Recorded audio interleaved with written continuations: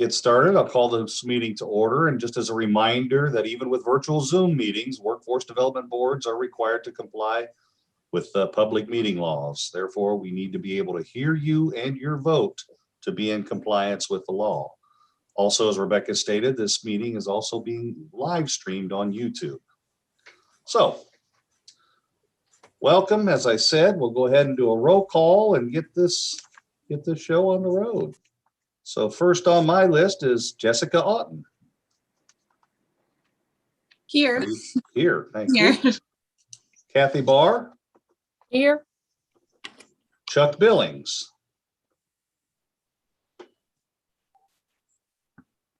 I thought I saw him signed in. Chuck Billings. Okay, no response. Michael Burkmeyer. Here. Whitney Brasington. Here. Tara Brosa. Here. Jody Call. Here. Sherry Carpenter. Here. Felicia Colbreth Setzer. Here. Jeff Dreyer, I am here. Brandon Edwards. Here. All right. Stephanie Greer.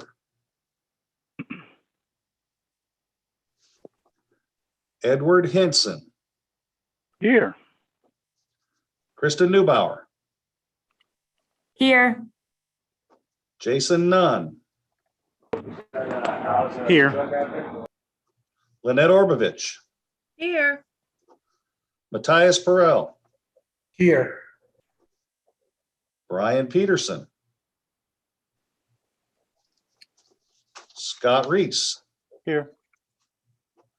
Jennifer Schaefer.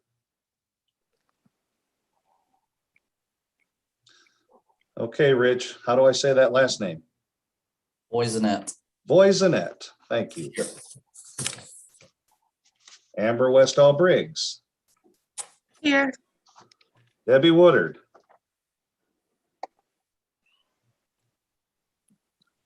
No Debbie? Okay, did I miss anyone? John Irwin. John Irwin.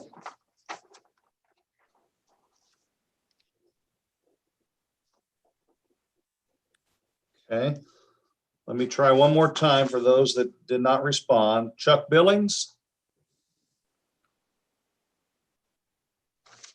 Okay, Stephanie Greer. Brian Peterson. Jennifer Schaefer. And Debbie Woodard. Okay. All right. Thank you, everyone. I appreciate that. Appreciate your attendance. Moving right along. You know, our bylaws state we have to have a 13-member in order to form a quorum, and it sounds like we do have that. So we will move on to our oath of offices for new board members. This is we are extremely proud and glad to have these new folks with us. It's Jessica Otten, Chuck Billings, Jody Call, Brandon Edwards, Matthias Burrell, and Rich Voisinette. We appreciate your service.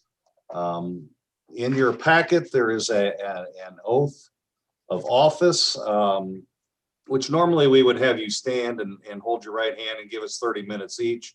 We won't quite do that. But what I will do is I will read the oath of office for you all, and I'll ask that each one of you affirm that and sign your board member and get that back to your board member signature line there and get that back to Rebecca. So I hereby affirm to faithfully execute my responsibilities as a member of the High Country Workforce Development Board and to abide by the board's philosophy and value statement. I will uphold the board's standards by representing the board in the community at large and by avoiding conflicts of interest both within and outside of workforce development board meetings. If you agree with this and affirm, I will ask you to affirm one at a time. Jessica Otten. I do. Chuck Billings. We decided Chuck wasn't here. Is that correct? Jody Call. I do. Brandon Edwards. I do. Matthias Perel, Do. and Rich Voisinette. I do. Thank you. I appreciate that. Okay, moving along, we have the approval of March and the May minutes, as we were not, we did not have a quorum for those meetings. So we do have a quorum, and we do need an approval for those minutes. They were sent in the packet, Rebecca, I do believe. They are out and available. Hopefully everybody's had a chance to go over them, digest them, and this time I'll entertain a motion to approve those minutes. John Irwin, so moved. Okay, Mike Burkmeyer seconded. all right, any further discussion on those? All right. If you approve, I'm gonna go back through the roster again, and I need your vote that yes, I approve, or no, I do not. So here we go. Jessica Alton, Yes, I approve. Kathy Barr, I approve. Michael Burkmeyer, I approve. Whitney Brasington, I approve. Tara Brosa, I approve. Jody Call, I approve. Sherry Carpenter, I approve. Felicia Colbert Setzer, Approve. Jeff Dryer, I approve. Brandon Edwards, I approve. Edward Hinson, I approve. Kristen Newbauer, I approve. Jason Nunn, I approve. Lynette Orbovich,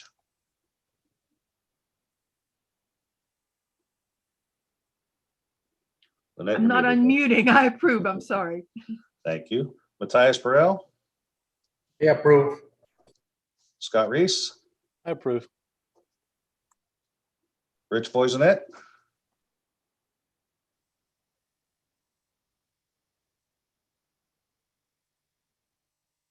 Did that come through? there you go. Yep, sorry. Was that I approve. Yes. Amber Westall Briggs, I approve.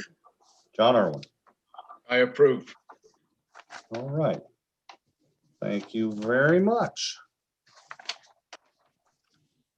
Moving right along to the next item on the agenda is election of chair and vice chair. Nominations have been received for chairs, myself, Jeff Dryer, and a nomination received for vice chair is Edward Henson. Are there other nominations from the board?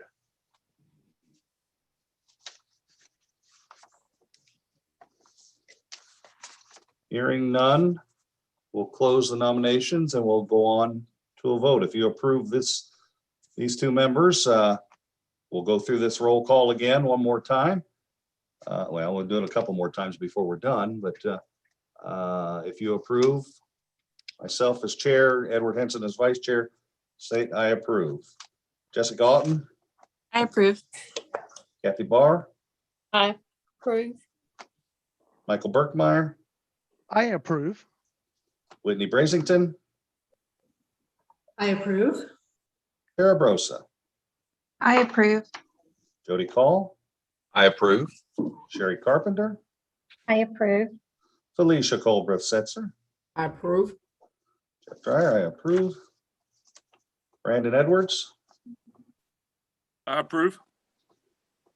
Edward Henson, I approve. Kristen Newbauer, I approve. Jason Nunn, I approve. Lynette Orbovich, I approve. Matthias Burrell, I approve. Scott Reese, I approve. Rich Voisinette, I approve. Amber Westall Briggs, I approve. and John Irwin. I approve. All right. Thank you. Mr. Chairman, I believe Debbie Woodard is trying to get in. We will bring Debbie in She- as president. But she's not in the holding. Showing up as trying to come in. So She's I've unlocked Okay. the meeting. And I'll keep an eye out for her, but she's not showing up. Okay, she sent an email message that popped up. Okay. Well, we will move right along to the next agenda item, which is the approval of the plan year of 2021 for the WheelWell annual plan. The Workforce Development Innovation Opportunity Act requires each workforce development board to develop and submit to the state in partnership with local chief elected officials a comprehensive 4-year plan, which was completed and submitted last year effective July 1st, 2020. It runs to June 30th, 2024. However, each year, workforce boards must submit an update to comprehensive plan, which is available for public comment for 30 days. A link to the plan was provided on the agenda in the board packet. So hopefully you had a chance to look at that. And this next roll call will be for adoption of that plan. Is there any questions before we go through?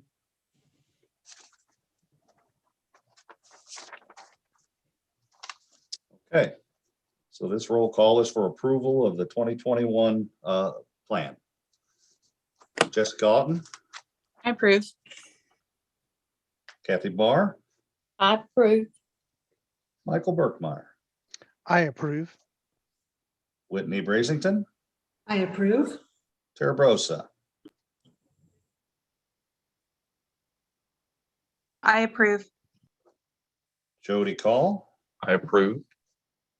Sherry Carpenter, I approve. Felicia Colbreth Setzer, I approve. Jeff Dryer, I approve. Brandon Edwards, I approve. Stephanie Greer. Oh, I'm sorry, she's absent. Edward Henson, I approve. Kristen Neubauer, I approve. Jason Nunn, I approve. Lynette Orbridge, I approve.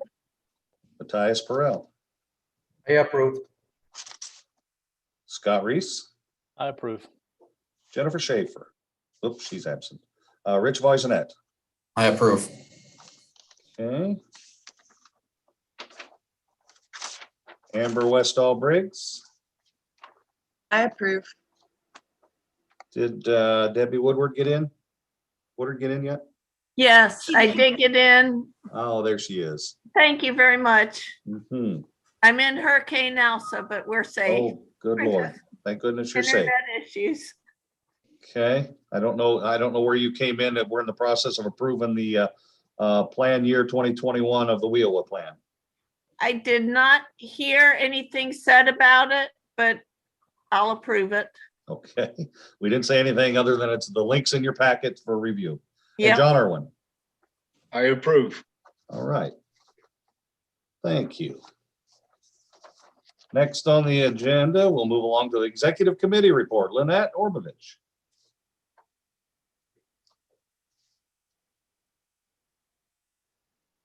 I'm having a heck of a time. Okay. Can you hear me now? Sorry. Yes. Yes, we Okay. can. Director Devereaux has recommended that the WIOA service provider contract for Malin Community College and Goodwill Industries of the Northwest be extended for an additional year covering the program year starting July 1, 2021 through July 30th, 22. The executive committee voted to approve the WIOA service provider contract extension. The EC requests that the High Country Workforce Development Board vote to approve the contract extension.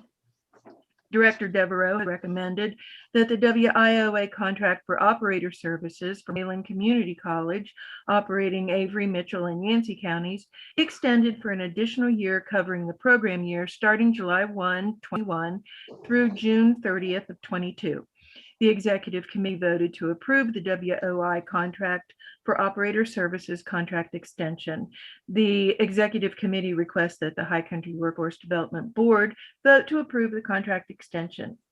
Director Devereaux has recommended that the WIOA contract for operator services for the Division of Workforce Solutions operating Allegheny, Ashe, Watauga, and Wilkes counties be extended for an additional year covering the program year starting July 1, 2021 through June 30th, 2022.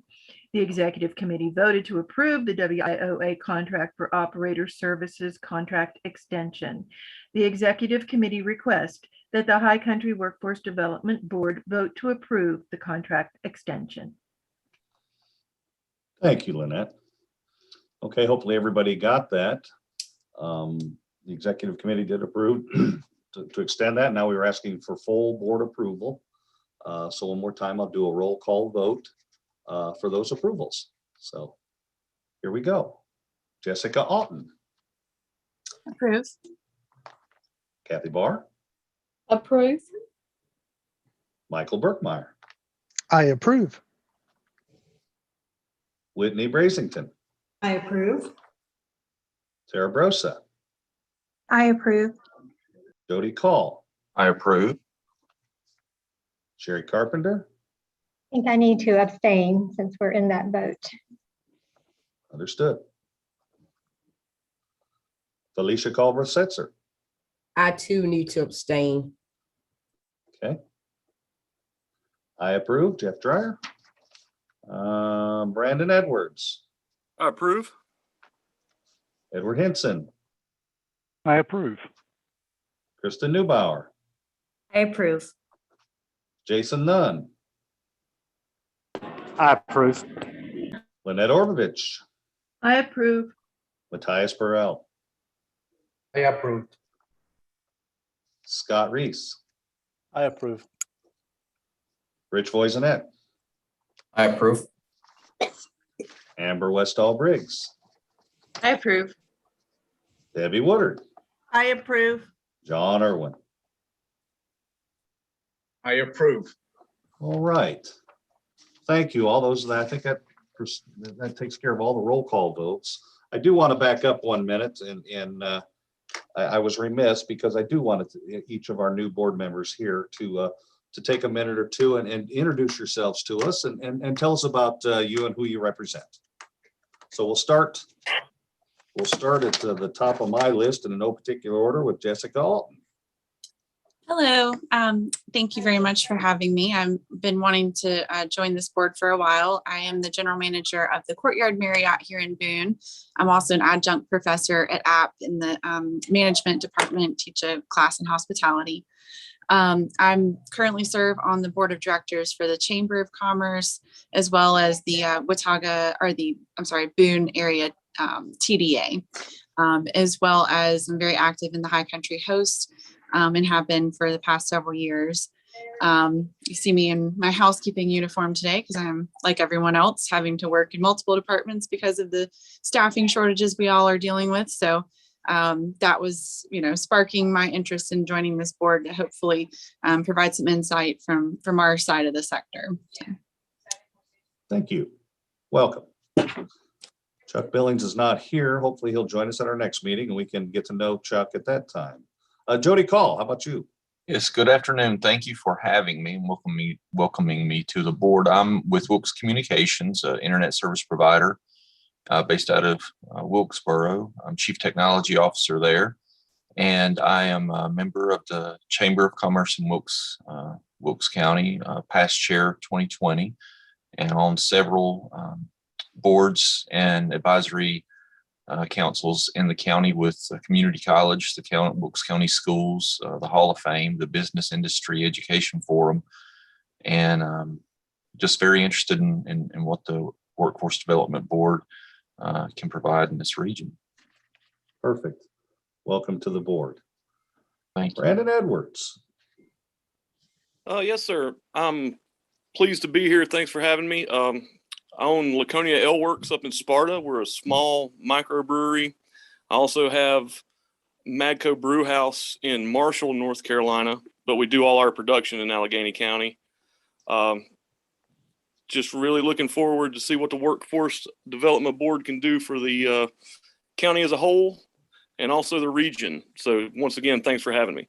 Wonderful. Thank you. Welcome, Brandon. And I've been known to swill back an ale or two, so I'll have to come over and check out your goods. Love to have you. All right. Matthias Burrell.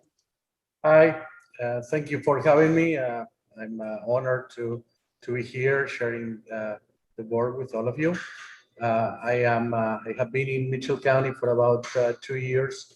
I ran BRC, which is a company that has been around for 25 years, has been in this area for about 11 years. We hired at a certain point up to 280 people.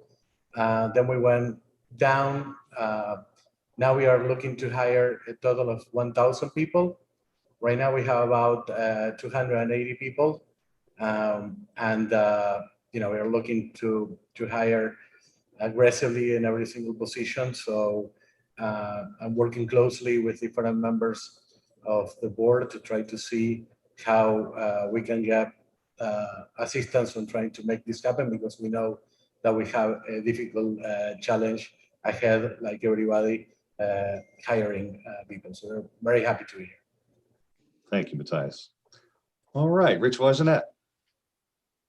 Hello, everyone. Thank you for letting me be here. I'm Rich Voisinette. I am the client manager with Interflex Group. In case you that don't know what Interflex is, we are a flexible packaging company that provide packaging for industries such as food, snacks, pet treats, so on and so on. I'm the plant manager here at Wilkesboro, the 2 plants in Wilkes County. I've been with Interflex since 2005. I transferred to Wilkes County in 2015 to support these 2 locations. I too sit on the Wilkes Chamber of Commerce board since 2017. I am the 2021 chair of that board, and I also serve on the YMCA board since 2018. All right, welcome, Richard. Thank you. Mm-hmm. All right, next on our agenda, we have a presentation. Dr. Jeff Cox is the president of Wilkes Community College. Wilkes Community College is a member of the North Carolina Community College System and is a public 2-year open door institution serving the people of Allegheny, Ashe, and Wilkes counties and beyond. Recently, WCC established the WCC Education Promise Scholarship, a 2-year last dollar scholarship that will make college affordable and accessible for every eligible student from Allegheny, Ashe, and Wilkes counties, regardless of financial status. Today, WCC President Dr. Jeff Cox is here with us to provide more information about the WCC Education Promise, as well as update us on what is happening at WCC. Dr. Cox, welcome. Thank you. Thank you for having me, Jeff. I appreciate the opportunity to be here with you fine folks. Hearing your new members and all the various boards that they serve on, I'm tired just listening to all the activity, but that's the nature of things. I'm sure the rest of you are the same way, serving on many boards and really doing a great service in our community. So thank you for your service. I will go through this presentation, but feel free to interrupt and ask questions if you have them. We're really excited at the college to be launching this new scholarship program this fall. It will be active. We're recruiting students now. And so it will help us get the word out, particularly if you have connections in Wilkes, Ashe, or Allegheny County. I will see if I can share my screen now. Dr. Cox, I made you a co-host, so you should be good to go. Okay. I think you can see the screen now, I believe. Yes. Okay, great. All right, so I want to walk through kind of the why and the what and the how of this scholarship. If you give me a few minutes here, and we'll try to work through this pretty quickly. First of all, just establishing the why. You know, what motivated us to kind of think about doing a scholarship like this. One stat that grabbed our attention was 99% of the new jobs have been created between the Great Recession and back in 2016 went to workers with at least some level of college education. And certainly since that time, I would say that same statistic would ring true. Most new jobs require some kind of post-secondary credential, not necessarily a 4-year degree, often not a 4-year degree, but some kind of credential or diploma or certification beyond high school. At the same time we have that statistic, we have this other statistics on the screen, and that is the fact that 7 out of 10 residents in Wilkes, Ashe, and Allegheny counties have less than an associate degree right now. We know that a college education benefits everyone. On the left-hand side, that there are benefits to the individual and families with higher incomes, better health outcomes, higher job satisfaction, lower chance of unemployment. All those help the individual and the family. On the community side, the college education benefits the community. The more citizens who are educated, the stronger our workforce is for our local business and industry, the stronger economic development potential we have as a community. There's greater civic engagement. There's studies out there that folks with more education tend to be more engaged in different civic groups.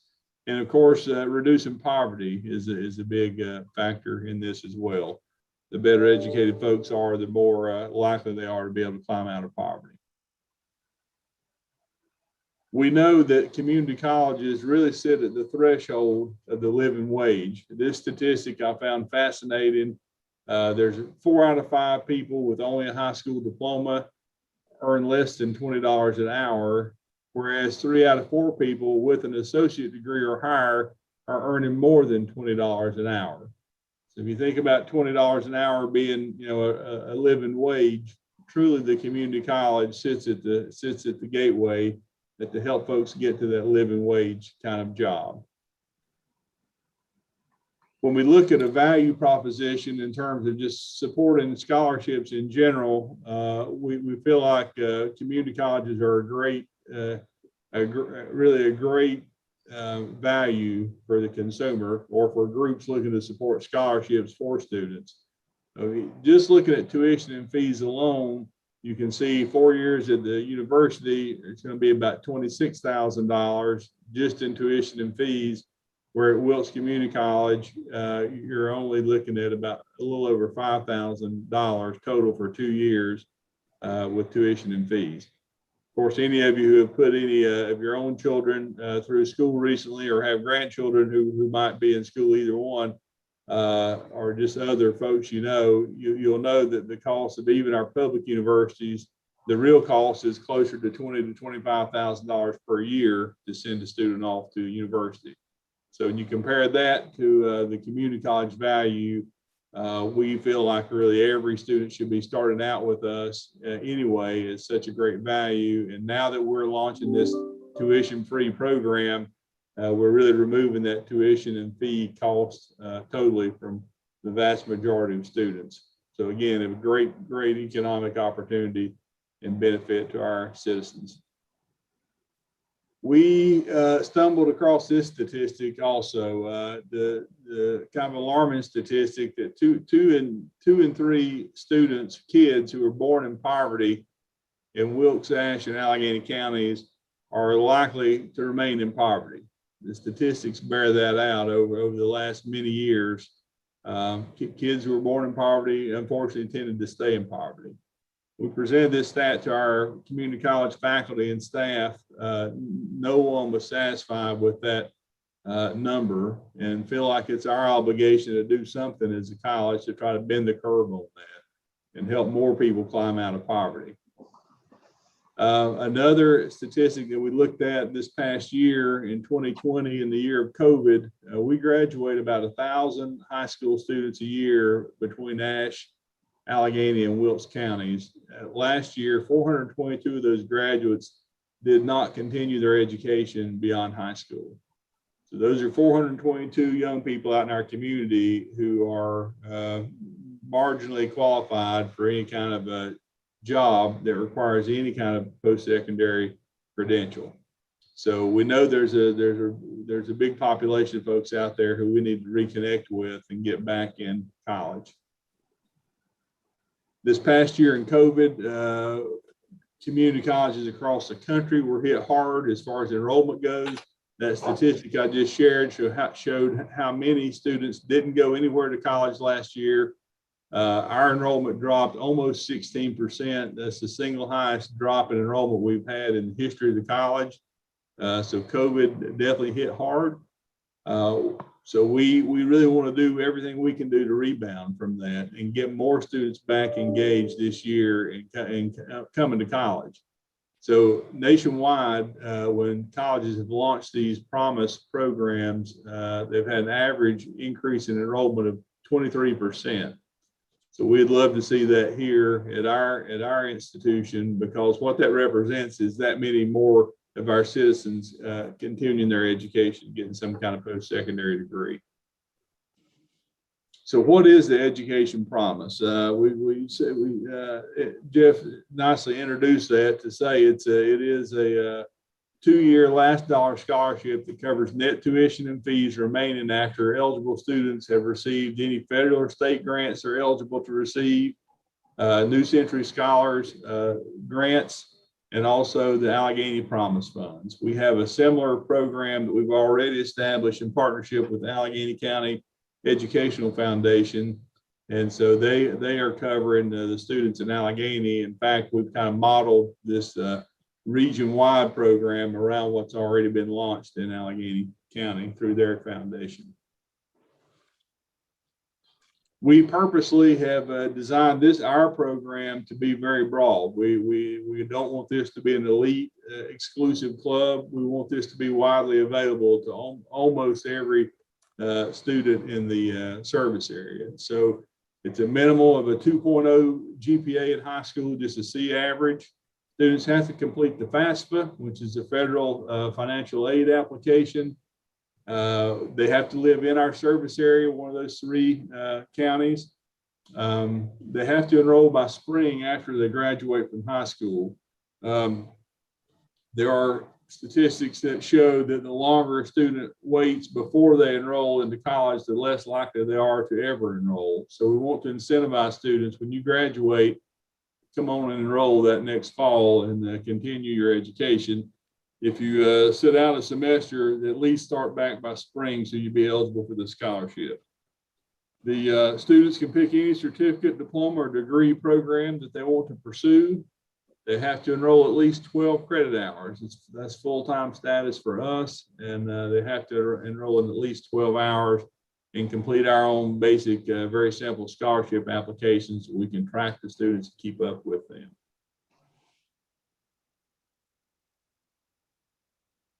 I'll let you kind of take a look at this. I won't read all this to you. This kind of goes over what I just covered is the initial criteria to get the scholarship. And then to keep it is pretty much the same, except they do have to complete at least 67% or 2 out of 3 of their courses that they're taking. They have to maintain continuous enrollment. If we see they're falling behind, we're going to be tracking all these students who receive this scholarship funding. And if we see they're falling behind, we're going to have mandatory tutoring and support for the students. So if they want to keep their scholarship, they have to get the help they need to be successful. We're essentially going to do our dead level best to not let them fail. Also have to attend required meetings with their student advisor. And we're going to get them on a career track and make sure their courses they're taking are lined up with that particular career pathway. So they have to go to the student advisor, their advisor, to make sure they're staying on track. And of course, they have to adhere to our student code of conduct as well. This is just kind of a visual illustration of how this works. If you can think of the first of all, the reason for having the students complete the FAFSA, most of the students in our service area actually qualify for federal Pell Grant funding, but families don't know what that is, particularly first generation college students. Parents didn't go to college. They don't have any idea, and nor do most people, a lot of the educated people. And I would guess a lot of people on this board, because I was in this very same category before I got this job. I didn't really understand how all this worked with the FAFSA and Pell Grants and so forth. Essentially how it works is the students complete the FAFSA. They have to turn in, which includes turning in their parents' W-2 forms showing what their income has been. There's kind of a complex formula that where families' estimated family contribution is derived, basically saying how much the federal government thinks the parents should be able to contribute toward a student's education based on a lot of factors, chief among those being their income. From that, they look at what the total cost of attendance is, and then decide how much of an award the students should be eligible to receive. So students who are in the most severe poverty are going to be eligible for what we call full Pell Grant funding, which is a little over $6,000 a year. Well, I just shared with you the tuition for the whole year at the community college is only about $2,500. So if you're a full Pell eligible student and you get $6,000, $3,000 per semester, you're going to have enough to cover your full tuition, fees, and books, and have a little bit of money to take care of your other living expenses, putting gas in your car, or buying lunch on your way to campus. So the part of the value of this scholarship that we're providing is we're kind of clearing up the muddy water, if you will, for students who don't think they can go to college. They don't think they can afford college. Their parents don't think they can afford to send them to college. We're putting out the word, we're going to guarantee you that we're going to make sure your tuition and fees are covered. So our first way of doing that is have them complete the FAFSA. And if they're eligible to receive these federal funds, the Pell Grant is just that. It's a grant. It's not a loan. It's money that comes to the student that does not have to be paid back.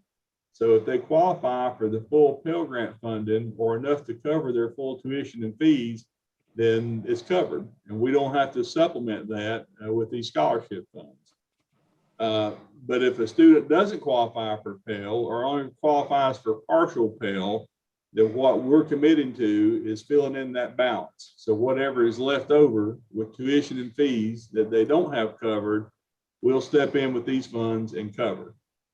And then that bar at the top represents, or those series of bars represents other costs that students have going to college. If you think about different programs have different expenses, a nursing student, for example, they've got textbooks like everybody else, but they also have uniforms. They've got fees to take their NCLEX examination.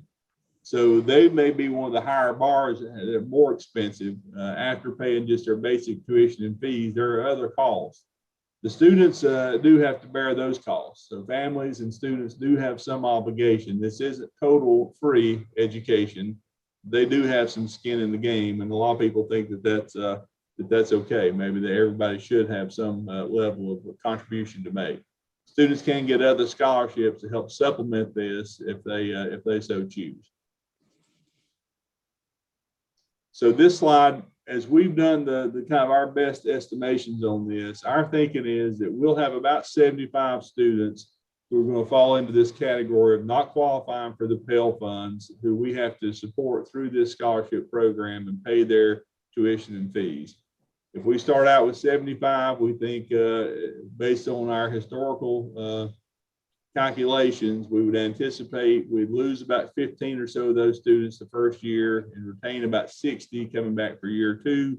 So when this is fully operational, we think we'll be paying for about 135 students through this program. But the benefit, as I mentioned, is we'll also have a lot more students who are getting other scholarships through the college, other state grants, other federal grants, and a lot more students hopefully completing the FAFSA and the overall scholarship application. So in other words, we may be paying for 135 students through this program directly, but indirectly, we're already hearing stories of students who are saying, I didn't think I could go to college, but when I heard about this program, I filled out the FAFSA and I decided I was going to go because I knew I could get free tuition. And guess what? They qualify for Pell funding. So now they're going to get to go and have more than enough to cover their expenses. So there's a lot of benefit beyond just the direct payouts to the program. We, based on our estimations, we think it's going to cost about $355,000 a year to operate this program, which means we'll need about an $8.5 million endowment to do it. We were blessed to have the WDB endowment step forward with a first big gift of $1.5 million to help fund the program. That was pretty quickly matched by a couple of our local citizens here in Wilkes County. Larry and Diane Stone gave a matching grant of another $1.5 million.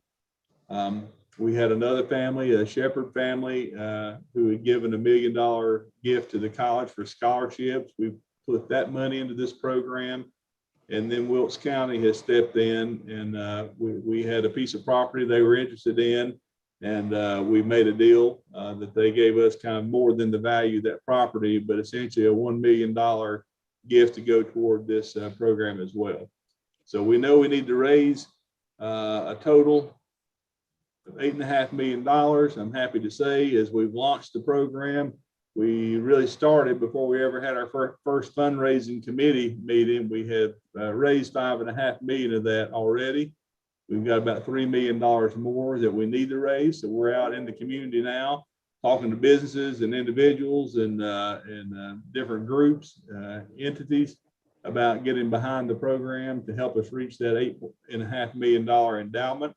We think when we get there, not if, but when we get there, we'll have the funding in place to have this program in place in perpetuity, forever, for future generations to be able to say every kid in Wilkes, Ashe, and Allegheny counties can get at least a 2-year education tuition free. We think that's a big deal for our region, and we're really excited to be doing this. Last slide here. This is kind of the why again. This is a young lady, Monica Santos Torres, was a young lady I had the good fortune to get to know when I was superintendent up in Allegheny County for 9 years before being here at the college, now 7 years. Monica was in elementary school. I was there at Piney Creek Elementary when she graduated from 8th grade. I had the good fortune to be on the stage again when she graduated 4 years later from Allegheny High School. And then she and I both transitioned down here to Wilkes County in 2014, me as president of the college and her as a new nursing student. She entered our nursing program, finished that in 2 years, and now she's back in Allegheny County, acting as a nurse there in the local hospital. Monica told me at her graduating ceremony there from the nursing program, she came up to me after the ceremony and said, "Dr. Cox," she said, I just never imagined that I could have this life. She said, I thought that I was going to be, that the best I was going to be able to do would be to continue as a waitress there at the local Mexican restaurant in Sparta. I guess her husband's parents maybe owned that restaurant, and she just thought that was the life she was going to have. But she had this dream to go to college and to be a nurse. And so the Allegheny Education Foundation gave her a scholarship. It was just enough to help her realize she could go to college. And so she did, and she worked hard. But she's a kid who came from a single parent home, had a lot of cards stacked against her, but here she is. She's holding her first baby here. I understand she's about to have her second baby now, but living her version of the American dream. And folks, this is what it's about for us. There are hundreds or thousands of students like Monica out there across our service area. And if we can give them just a little bit of a leg up and open that opportunity for them to go to college, I think we can transform their lives. And so that's why we're in this, and that's why we've launched this new Education Promise program, and hope you'll find a way to support it. And I'll try to answer any questions if you have them. And I'm happy that you allow me to be here today to share. Thank you, Dr. Cox. I appreciate that. Kudos to you. Kudos to Wilkes Community College. What a wonderful story, and what a wonderful opportunity that our children have across these 3 counties. That's wonderful. Thank you for presenting that. Absolutely. Thank you for allowing me to. Any questions for Dr. Cox? This All is right. Mike Berkmeyer. I apologize if I missed this, Dr. Cox, but is there a separate application process for this? So we've got one application at the college. So the students have to fill out their federal financial aid form, the FAFSA. And then on our website, there's one application, Michael, and it's a pretty simple, straightforward application. They fill that one application out, and that's all they need to do. Okay, thank you. Thank you. Dr. Cox, just a quick question. The residency for Wilkes, Ashe, and Allegheny was on year 1, but I didn't see it on year 2. So if they move out of the area, but they meet all of the other requirements, are they still eligible that year 2? They have to be residents of the area. We don't typically we've not really encountered that as far as a lot of folks who are living here for that length and then move away. Generally speaking, I would tell you, Anita, the standard is that they have to be here for the 12 months previous for 1 year at least as residents. We have built in a waiver process. So if there's a student, for example, like you're talking about, who maybe lived here their whole lives But during the time they're here, maybe that second year, they have to take a job in Forsyth County or a spouse does. We would want to entertain a situation like that on a one-on-one, one at a time kind of basis to review. Generally speaking, it's an expectation they live here in our service area though. Dr. Cox, Go ahead, Misty. sorry, when is the cutoff date to apply? Can students still go through the application process to get in for this coming school year? Yes, they still can, and we'll continue to take applications on that up until the school year starts. Obviously, the sooner they get in, the better. But we're going to work with students as best we can right up until the time we start classes. Okay, my daughter has a few friends. I keep trying to push it on. I'm like, do this. They're crazy not to. I tell you, it's such a great opportunity to come. We really are trying to target kids on two ends of the spectrum. One, and the most importantly, that whole big population of about 40% of the students who aren't going anywhere. Right. Just don't think college is for them. If we can get them over here, they'll find out we've got a program for every student. I mean, really, there's something here for everybody that can help them improve their economic outcomes for sure. But we're also targeting students who are, thinking they need to go straight to the university. Folks, I know people in our region who are getting themselves riddled with debt to send their kids off to the university, and they think they're doing them a disservice if they don't send them for the full 4 years. What I tell folks is, if you're bound and determined to go $100,000 in debt to send your kid off for 4 years to university, still have them go to the community college for 2 years and then send them to the university and let them get a master's degree the final 2 years. If you're just bound and determined that you won't be happy unless you're $100,000 in debt, then use that loan money to get that master's degree. But students who, if they'll come to us for 2 years, they get more maturity, they get kind of an easier entrance into the college world. They're more mature. They can decide on a different major. If they switch majors, as I did a couple of times as a student, you're not doing it at $25,000 a year expense. You're doing it $2,500 a year expense. So there's so many compelling reasons. So I implore everybody I talk to your friends and neighbors, people at church, your own family. The community college is just such a great asset. And I would say the same is true in your all across the region. So if it's at Caldwell or Mitchell or wherever, really, really encourage people to consider that as an option. It's not a second tier choice for kids who can't get into college. It's a good first choice for any kid. Virtually any kid would be well served to do this first. Let me share, Keith, one other quick thing I just want to say. I'm really excited about this. It wasn't on the agenda, but we are also launching a new program with Appalachian this year. It's a 3+1 agreement with our nursing program where students can go to Wilkes Community College for the full 3 years, get their associate degree in nursing, plus a lot of their general education, and then go to Appalachian just 1 year and complete their Bachelor of Science degree in nursing. That's brand new this year. And as far as I know, we're the only community college doing a 3+1 agreement like that. But again, a huge cost savings for our nursing students. Instead of having to go 2 years here and 2 years to university, and get 3 years here and 1 year at the university and get that bachelor's degree. So we're excited about that too. Wow, that's great.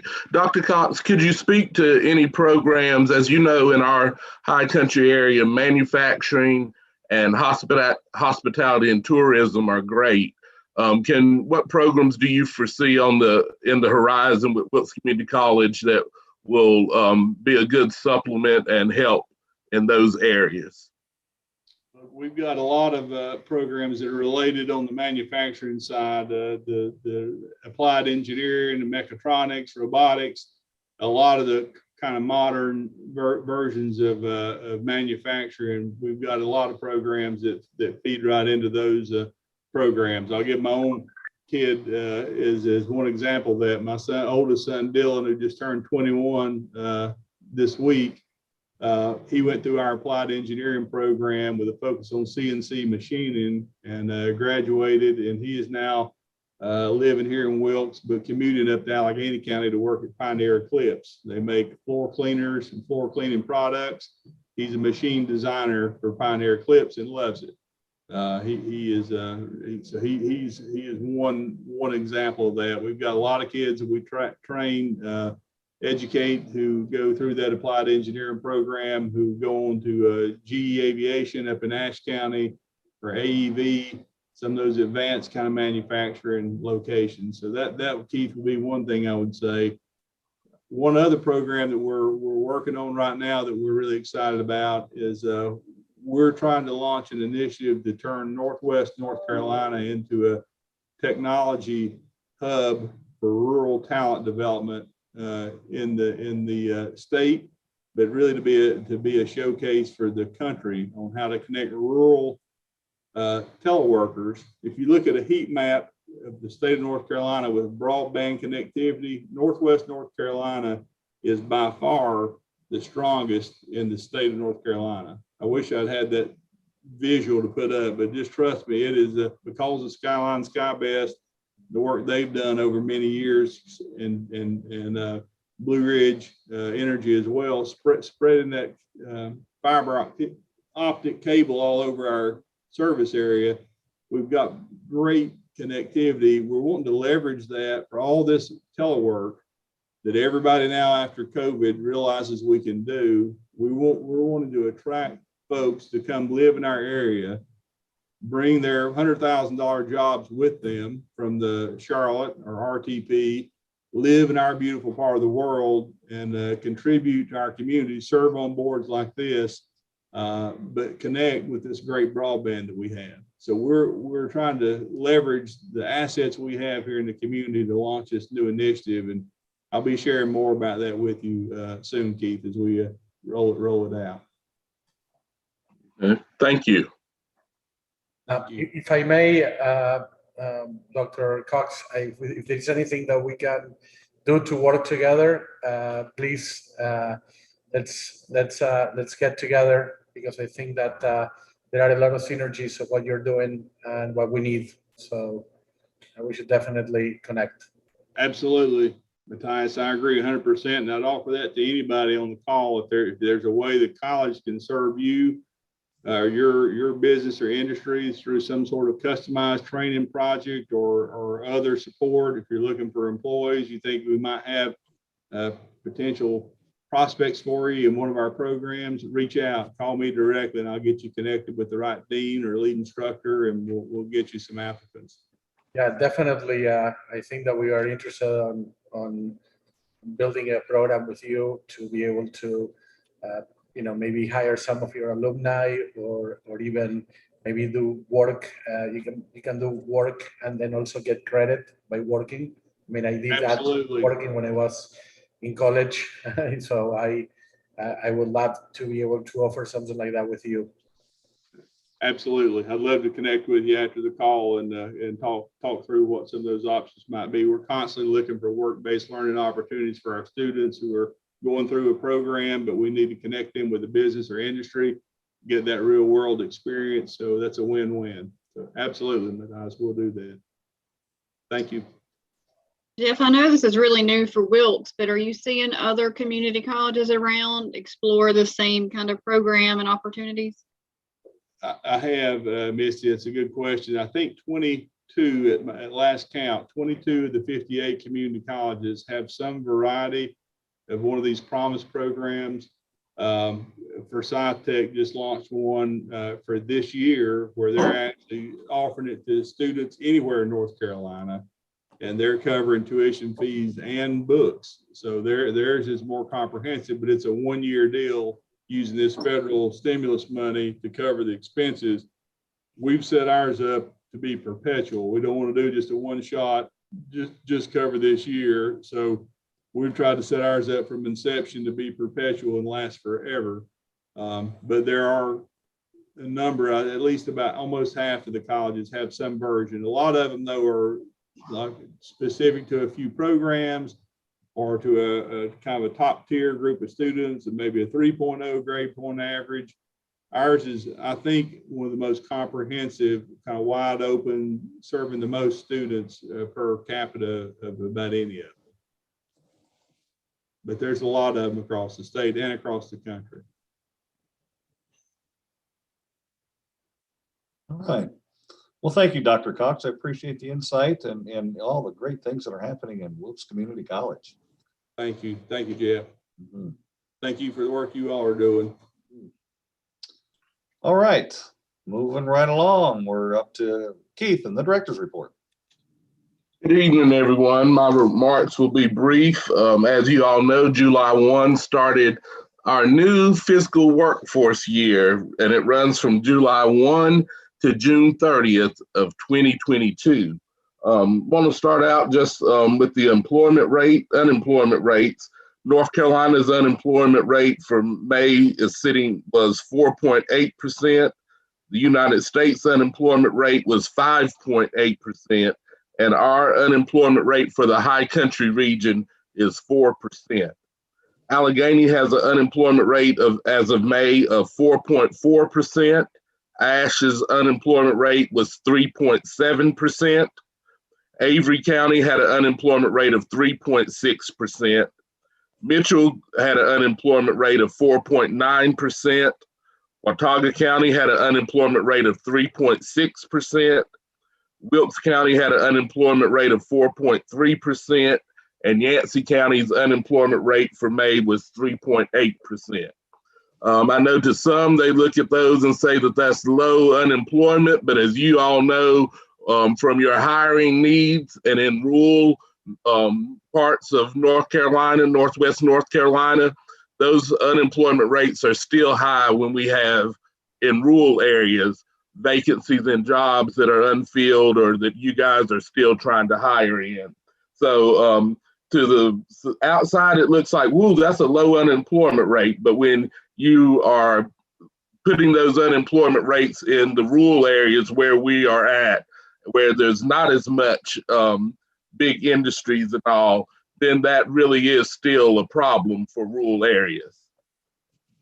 As of July 8th, 2021 at 3:30 p.m., I'm happy to tell you guys with the addition of the 6 new board members, our High Country Workforce Development Board is in compliance with the WIOA regulations, and we will be getting our plan approved from the North Carolina Department of Commerce Division of Workforce Solutions, since we now have 100% of our board seated. So that has taken much more of my time this year of identifying and locating people. But I want to thank the people for serving, the new ones. I thank you incumbent board members for staying on the board. I thank my staff for assisting me and helping me with the board member recruitment.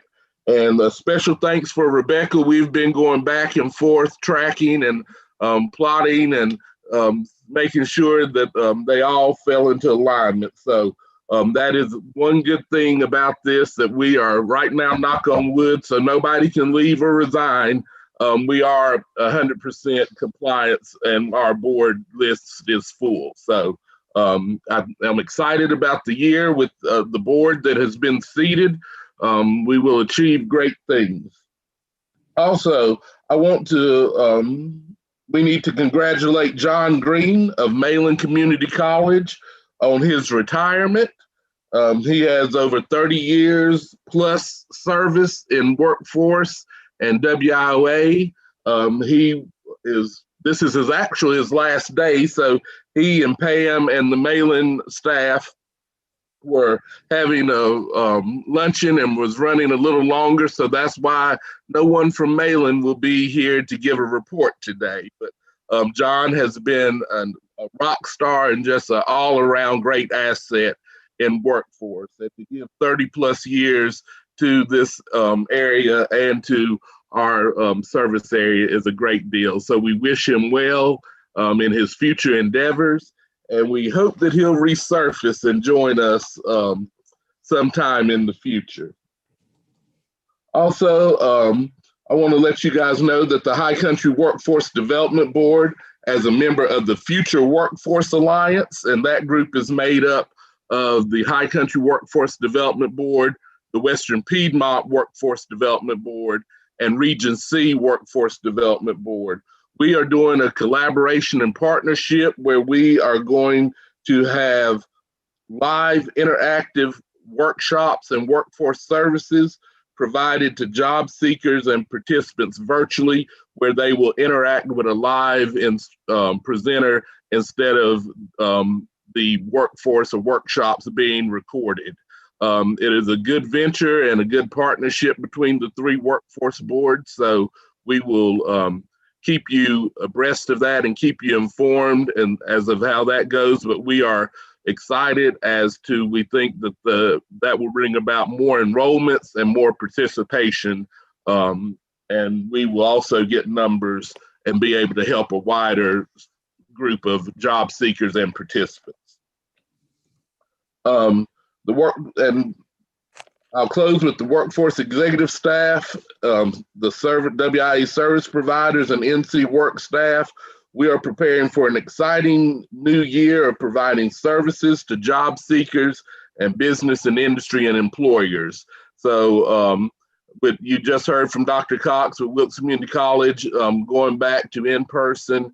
Malin and Caldwell are also going back in person. We really see that we are going to be on the recovery side of this COVID. So we're expecting great things and are excited to be able to assist job seekers and employers and business and industry. I'll move on to my reports from the NC Works region, starting off with Mary Jolly from the Wilkes NC Works. Would you give us a report on the area?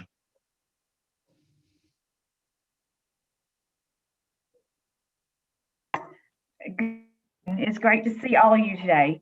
Charity Patterson-Hamilton apologizes that she can't be here today. NC Works has started working smart with Eckers Connect again, and that is why she is not here today. In her absence, she asked me to share center updates with you. As always, I am pleased to give an update on NC Works Career Centers. NC Works Career Centers in Ashe, Allegheny, Watauga, and Wilkes counties opened fully to the public on June 7, 2021. Along with our return to Eckert Connections, NC Works Wilkes started back attending child support in June. On June 18, as part of the Northwest Prosperity Topic Series, which is a series of trainings for the original staff to collaborate with the NC Works Training Center, our regional operation director, the High Country Workforce Development Board, Western Piedmont Workforce Development Board, and Region C, we had customer service training. On June 24th, NC Works toured Wilkes Recovery to learn more about the program and what is needed to best assist their clientele. The center celebrated and has discussion about Juneteenth on Pride Month. On June 29th and 30th, NC Works Wilkes participated and completed an on-site review of the Agriculture Service Program. Although we are waiting for the official report, everything was found to be exceedingly expectations. Charity has been working very closely with Kathy Barr, Director of Economic Development in Ashe County, on a county-wide job fair scheduled for July 20th, 2021. Currently, there are 14 businesses attending. Kathy and Charity will be on a Happy Time radio show Monday, July 12th to promote the job fair. On July 6th, NC Works attended the Fun Day at Eckers Connects to assist staff with the Fun Day. On July 15th, NC Works Watauga will be bringing back the third Thursday job fair events. On July 23rd, all NC Works Career Centers in the High Country will be touring Charleston forward. Centers have been promoting different employers events, multiple NC Works blasts, job seekers, totaling over 8,000 blasts since the 1st of June. Petition has been filed for the hospitality events for TAA is currently in process at USDOL. Job orders continue to be on the rise. That is all that Charity has left me to say. So there's the report. Thank you, Mary, for giving that report in Charity's absence. Next, Felicia Setzer, do you have any updates from the Division of Workforce Solution that you'd like to share? Very quickly, the only update I will say is we too are entering into a new program year effective July 1. And so what we're looking at is looking to provide or continue to provide that excellent customer service as we deal with customers and our employers, as we look at different ways to engage employers, think outside of the box, and be able to put into practice the things that we learned during COVID-19. Everything with COVID was not bad. It was kind of an awakening for us to be able to see the new things that we can do, and possibly things that we never thought we could do that we now can do.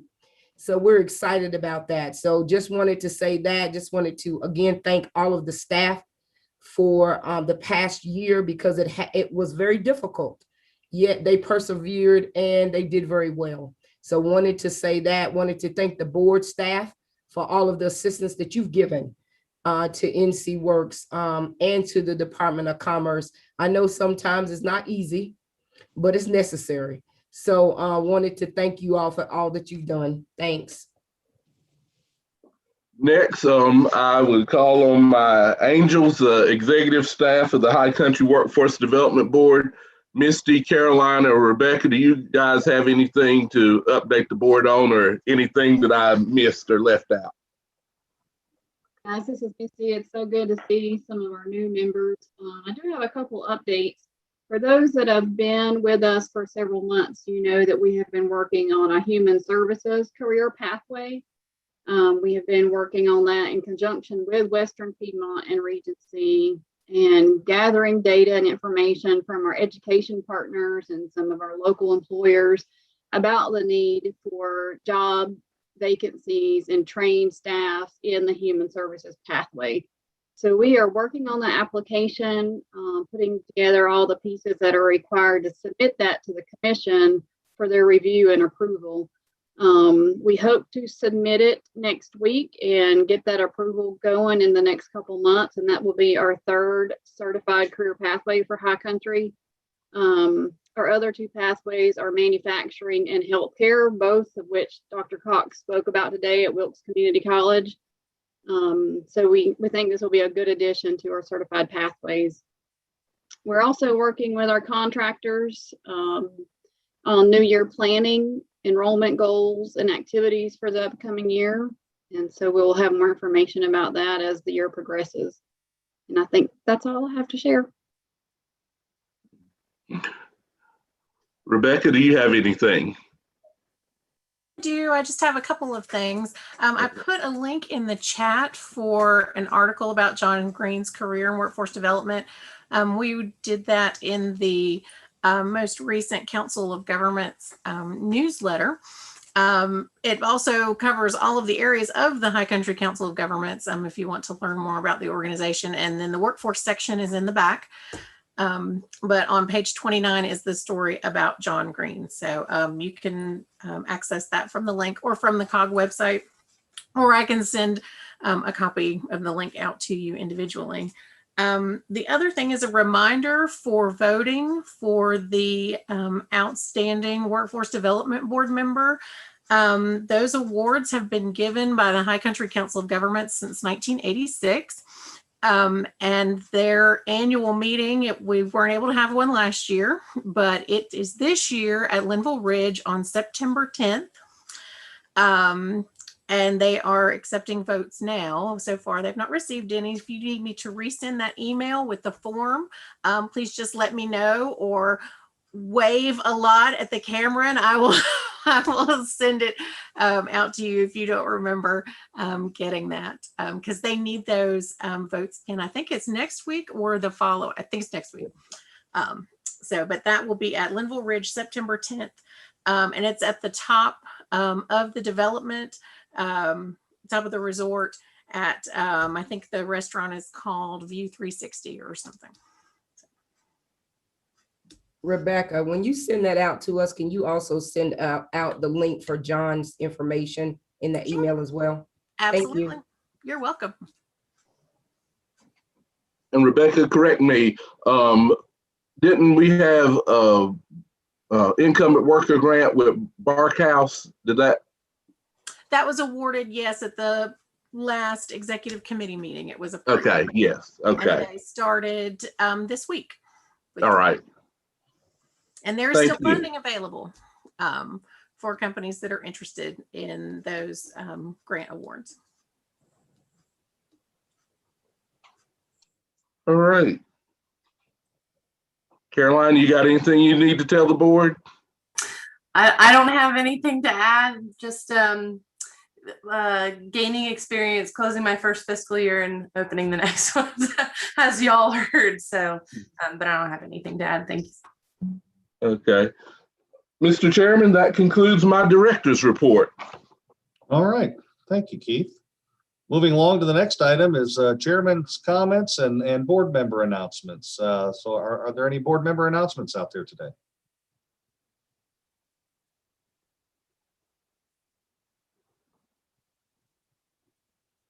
Okay, hearing none, I want to thank you all for being part of this. That's as part of my comments and the staff and the centers.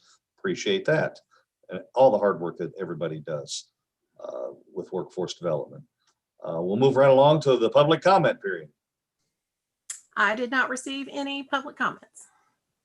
Okay. All right. Once again, thank you all. Thank you for your time. Thank you for your involvement. We're still in this crazy COVID. Our next workforce development meeting will be on Thursday, September 9th at 2:30 p.m. We'll still be doing this via Zoom, which I think will probably be something in perpetuity. I think we do need to plan a get together at some point in time because it's nice to fellowship and at least shake each other's hands and see each other in person every now and again. I would hope that Zoom doesn't become permanent way of life because we are social people. So thank you all. I appreciate you. Have a great rest of your day and a great upcoming weekend. Take care. Thank you, everyone. Thank you. Yep.